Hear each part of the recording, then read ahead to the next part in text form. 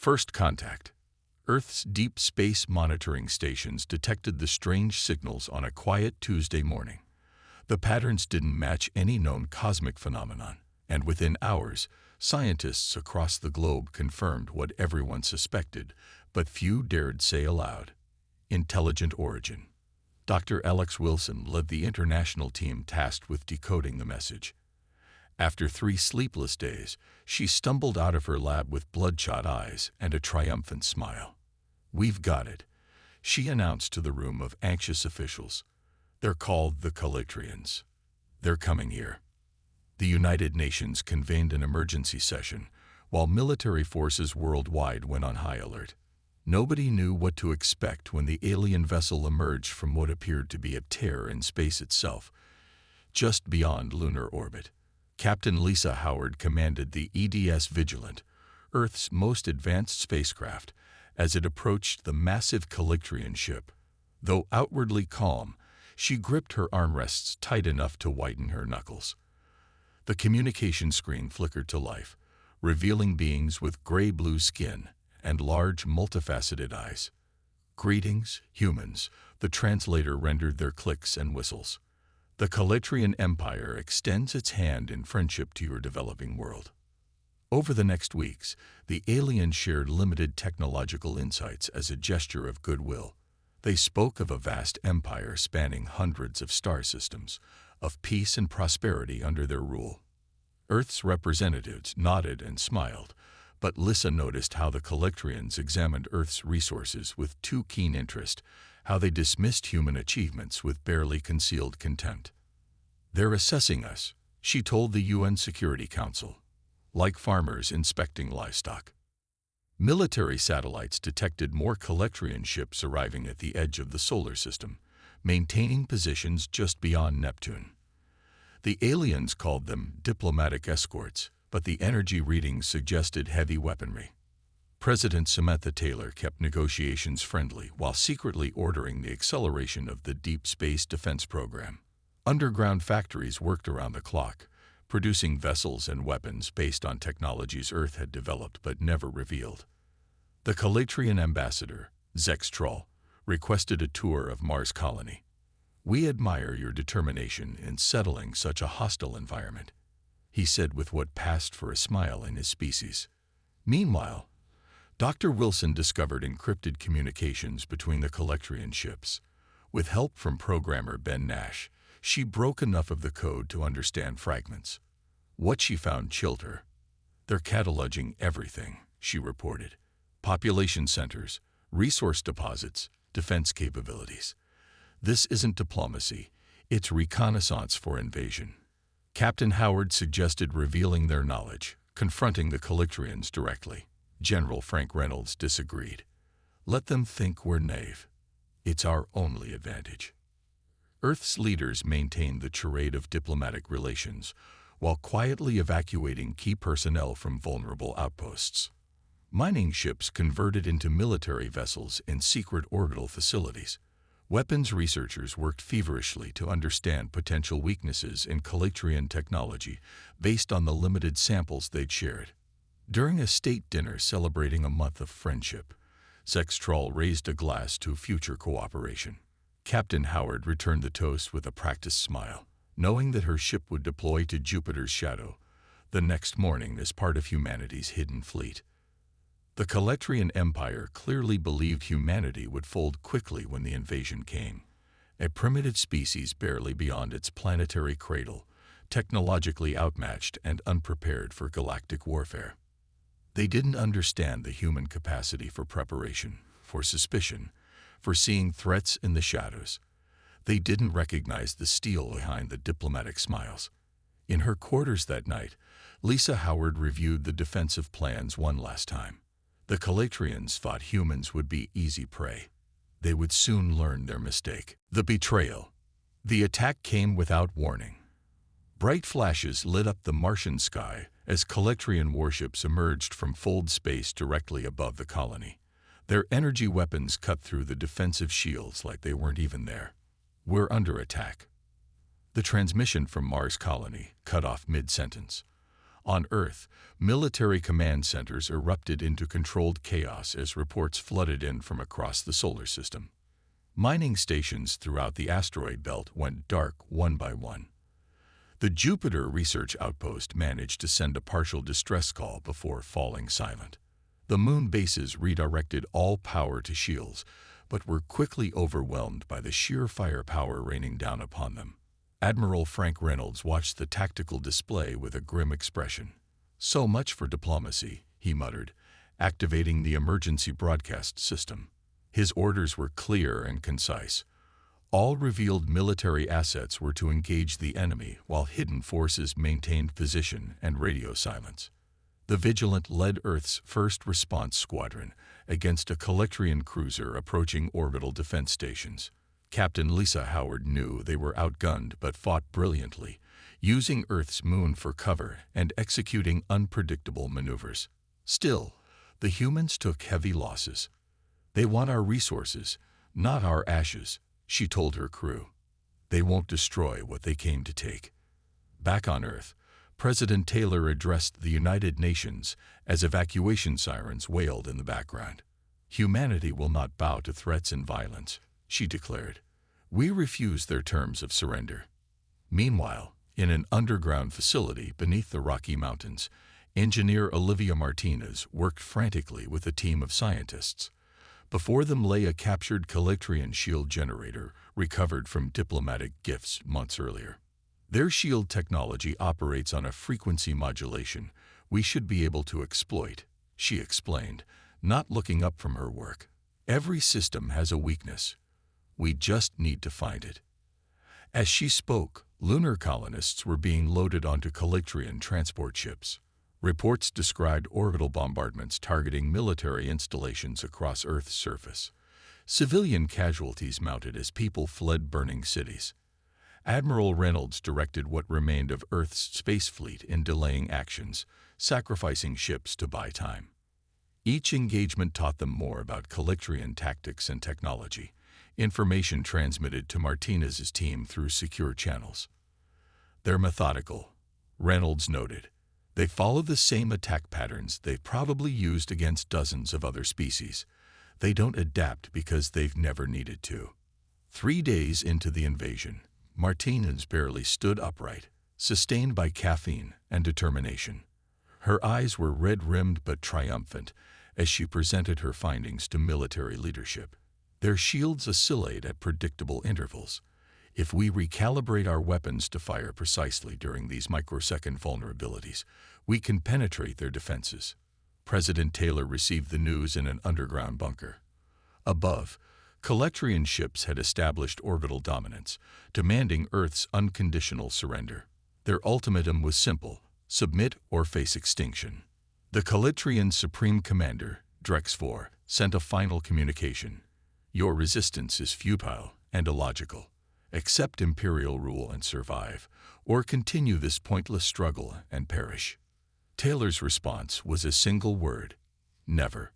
She then initiated a pre-planned sequence, transmitting a seemingly random series of numbers across all frequencies.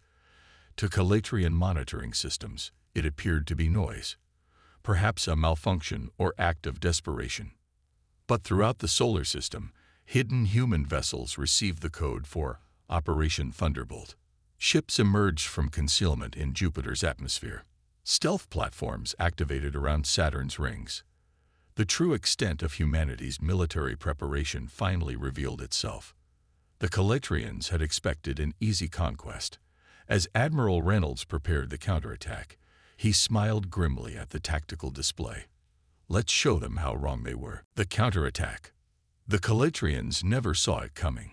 Human ships burst from their hiding places in Jupiter's swirling clouds, engines burning hot as they accelerated toward Earth. Admiral Reynolds commanded from the flagship Guardian, his voice steady as he gave the order. "All vessels, implement Martine's protocol. Target enemy command ships first." Earth's hidden fleet had spent months preparing for this moment.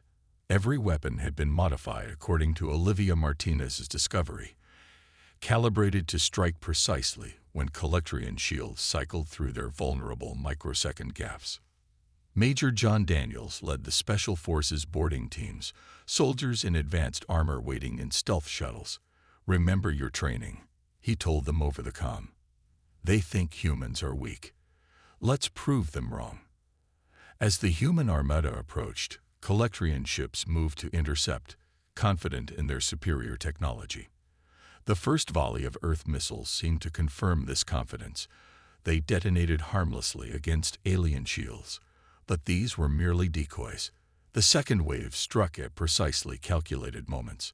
Explosions blossomed across Calectrian hulls as human weapons found their mark. For the first time in the invasion, alien ships began to fall.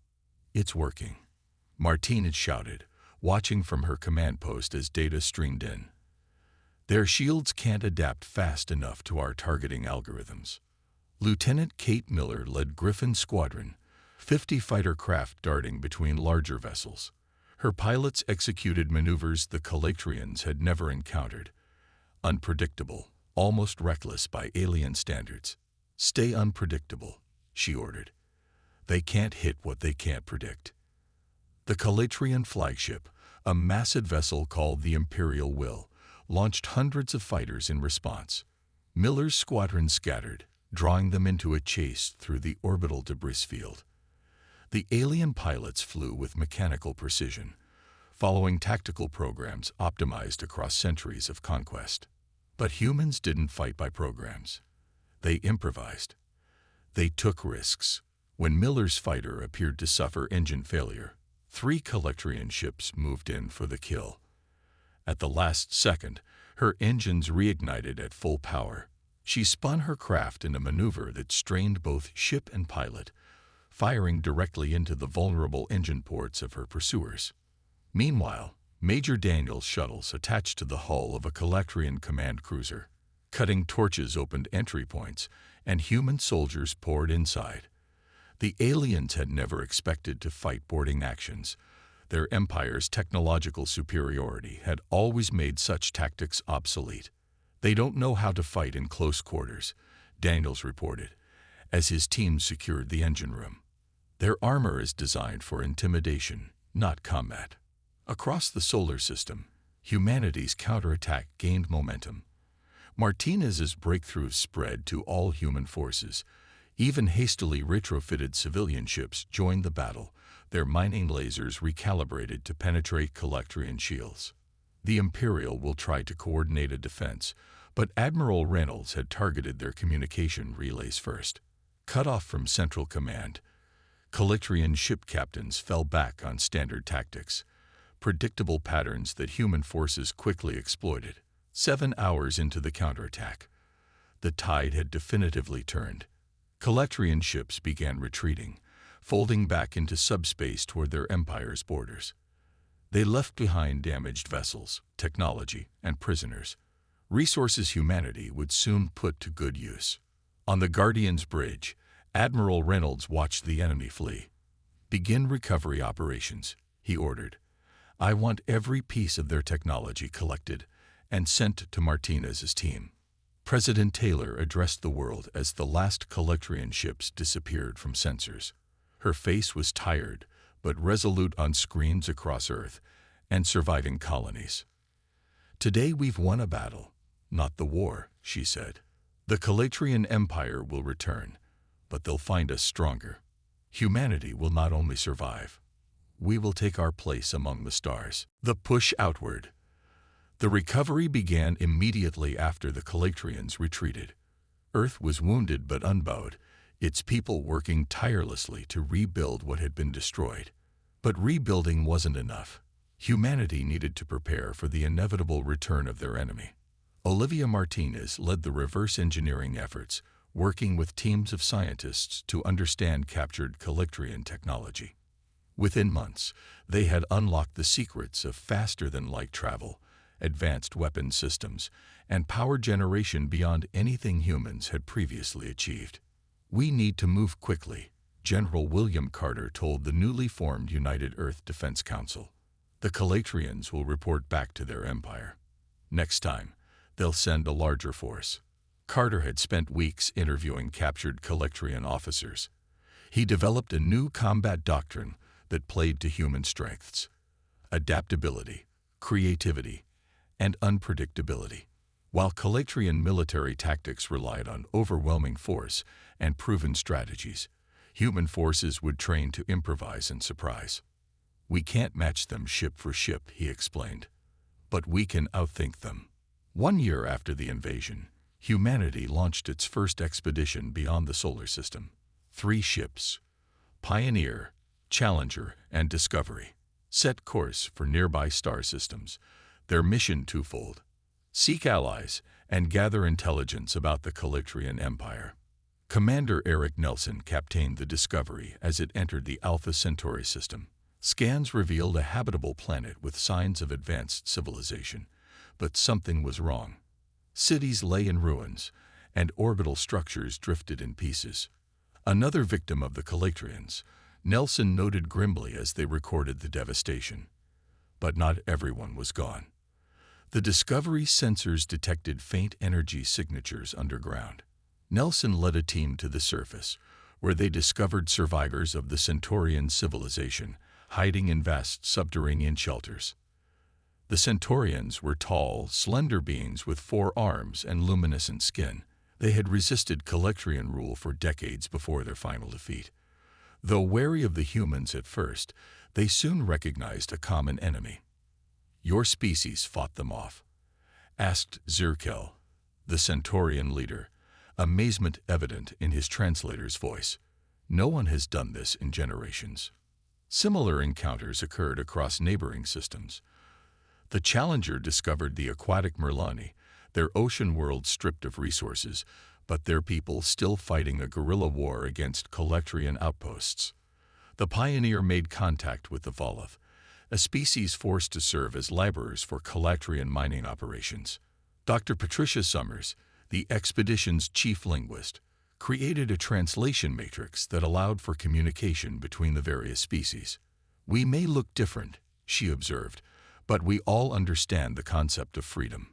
As trust grew, the liberated species shared crucial information about Calatrian territories, strengths, and weaknesses. Maps of Empire space revealed its vast extent. Thousands of worlds under Calatrian control, with Earth located on the outer fringe. Commander Nelson established the first off-world human base on a moon orbiting a gas giant in the Epsilon Eridani system. Hidden from Calatrian patrols, it became a gathering point for representatives of oppressed species and a training ground for the growing resistance. "We're no longer just fighting for Earth," Nelson told his crew as ships from 5 different species docked at the new outpost. "We're fighting for everyone under their boot." Meanwhile, long-range sensors detected disturbing movements in Calatrian space. Hundreds of warships gathered at staging points, their deployment patterns suggesting a massive counteroffensive in preparation. General Carter received the intelligence reports with grim determination. "They dismissed us as a fluke," he said, "a primitive species that got lucky. Now they're coming to correct that assumption." The coalition forces accelerated their preparations. Earth's shipyards worked around the clock, producing vessels that incorporated technology from all member species. As the Calatrian Armada approached, humanity prepared to prove once again that they would not be an easy conquest. The Empire strikes. The Calatrian Armada darkened the skies over Proxima Centauri, thousands of warships moving in perfect formation. This was no expeditionary force. This was the full might of an empire that had conquered 1,000 worlds. "All civilians to emergency shelters," ordered Commander Nelson as evacuation alarms blared through the human colony. This is not a drill. The coalition had known this day was coming. Long-range scouts had tracked the Calatrian fleet's progress for weeks. Still, seeing the enemy armada firsthand struck fear into even the bravest hearts. "They'd brought 5 times the forces they sent to Earth," reported Lieutenant Ava Morgan from her observation post. Standard Imperial conquest protocol. The first strikes hit with devastating precision. Orbital defense platforms collapsed under concentrated fire. Ground-based shield generators struggled to maintain protection over major settlements. Coalition ships fought valiantly, but were vastly outnumbered.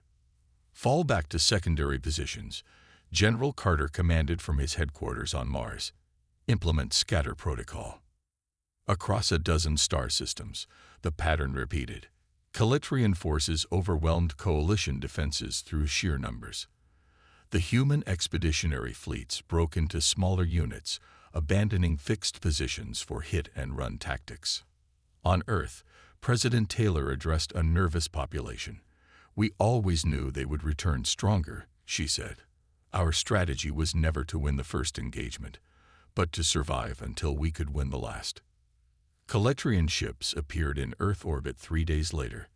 The planetary defense grid activated immediately. Thousands of weapon platforms deploying from hidden bunkers and underwater bases. Earth had spent 2 years preparing for this moment.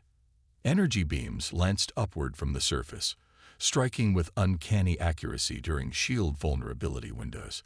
But the Calatrians had adapted. Their shields now cycled randomly, making Martinez's original breakthrough less effective. "They're learning," Martins admitted from her command center beneath Denver. "But so are we." The orbital battle raged for days. Earth's surface suffered bombardment, but the defense grid prevented the worst of the damage. Meanwhile, on the far side of Calatrian space, the real fight was just beginning. Colonel Diane Blackwell led the resistance from hidden bases scattered throughout conquered systems. Her forces were a mixture of humans and aliens united against Imperial rule. "We can't match their firepower," she told her commanders. "So we target their supply lines, their command structures, their confidence."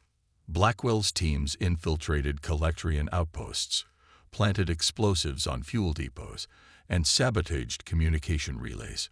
Small, fast ships darted from hiding to strike vulnerable targets before disappearing again.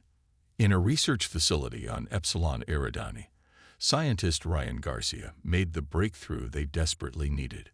Working with Centaurian and Volov engineers, he developed a device that could transmit messages instantly across vast distances, bypassing the Calatrian communication network.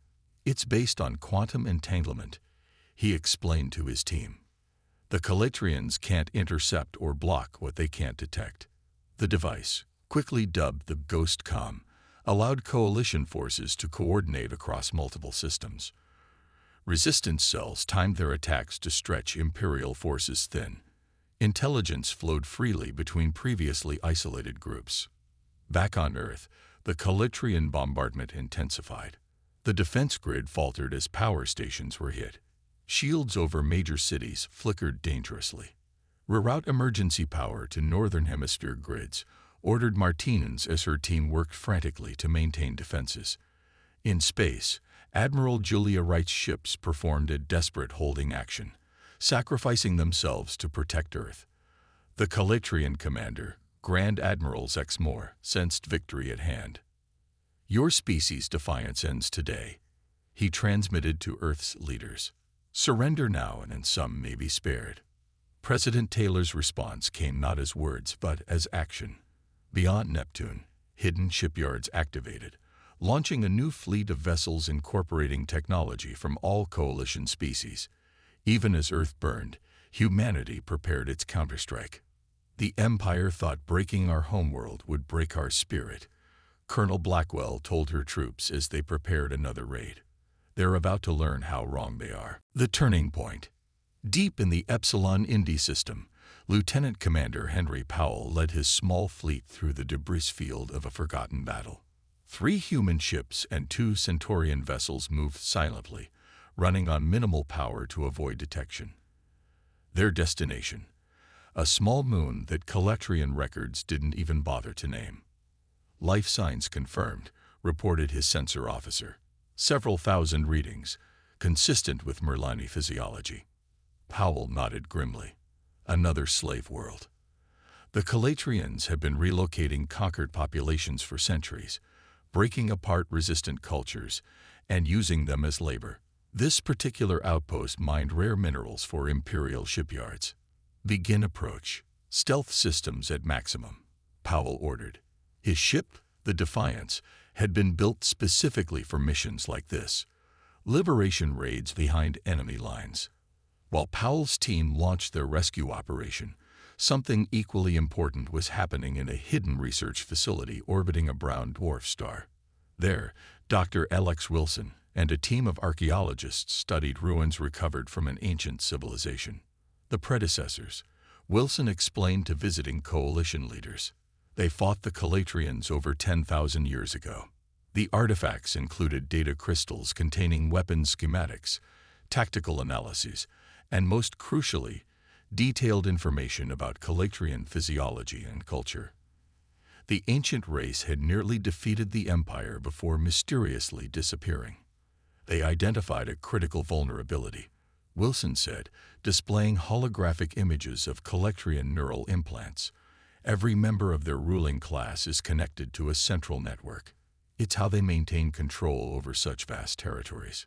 Engineer Nicole Foster worked day and night, developing a weapon based on the ancient plans. It won't kill them, she explained, but it will disrupt their neural network, temporarily paralyze their command structure. As this work progressed, coalition forces grew stronger. Powell's team freed thousands of slaves from dozens of worlds.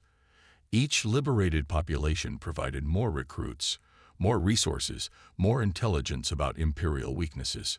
The Calatrians responded with brutal efficiency, destroying any world that showed signs of rebellion. But their focus on punishment left gaps in their defenses, gaps that Admiral Julia Wright was planning to exploit. "We've confirmed the location of Zalcress," she announced to coalition leadership. Zalcress, the Calatrian throne world, heart of their empire. No enemy had ever reached it in 30 centuries of imperial rule. Wright's plan was audacious. While Calatrian forces focused on subjugating Earth and other resistant worlds, the coalition would strike directly at the imperial core. Foster's neural disruptor would create chaos among the ruling class, allowing a small but powerful fleet to break through their defenses. "It's all or nothing," Wright admitted. "If we fail, we won't get another chance." The attack began with a series of diversionary strikes across 20 systems. Calatrian commanders redirected their forces, following standard imperial doctrine for dealing with multi-system rebellions. They never detected Wright's main fleet, hiding in the plasma streams of a blue giant star near the imperial core. When Foster activated the neural disruptor, its effects were immediate and dramatic. Across Calatrian space, command ships suddenly fell silent. Coordinated fleet movements degenerated into confusion. "Now," ordered Wright, and her ships jumped into the Zalcress system. The battle that followed would later be called the Miracle at Zalcress. Human and allied ships fought with desperate courage against the home defense fleet. Powell's special forces boarded the orbital command station, while Wright's capital ships engaged the Imperial Guard. The Calatrians fought back with increasing desperation as the neural disruption began to fade. Their ships outnumbered the coalition vessels 10-1, but Wright had studied their tactics extensively. She knew their responses, their formations, their weaknesses. "They've never had to innovate," she had told her captains before the battle.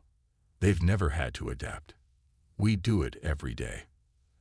As the massive Imperial flagship moved to intercept Wright's command vessel, coalition forces executed a maneuver that no Calatrian tactical computer could have predicted. The result was devastating.